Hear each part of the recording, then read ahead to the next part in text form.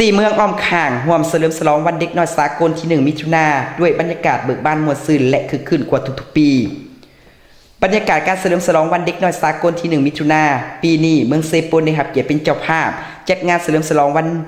ดังกล่าวซึ่งมีบรรดาเมืองอ้อมข้างเข้าร่วมเฉลิมฉลองมีเมืองนองเมืองพีนเมืองวิระบุรีและเมืองเซโปนพิธีดังกล่าวจัดขึ้นในตอนเช้าวันที่2 มิถุนายนที่ผ่านมาที่สโมสรหอว่าการเมืองเซโปนแขวงสวรรณเขตโดยการเป็นเกียรติเข้าร่วมทานสีอุดรทองสุวรรณห้องหัวหน้าแผนกศึกษาธิการกีฬาแข่ง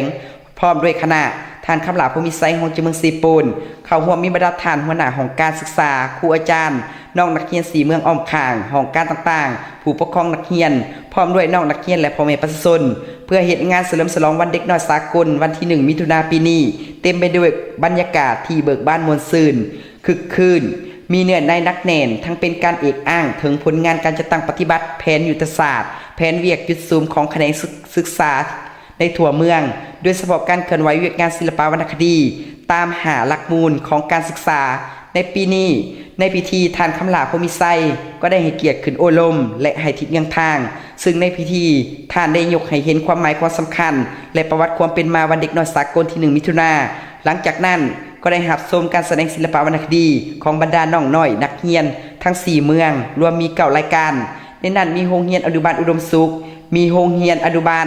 เมืองพีนโรงเรียนอนุบาลบุ่งคำเมืองวิระบุรี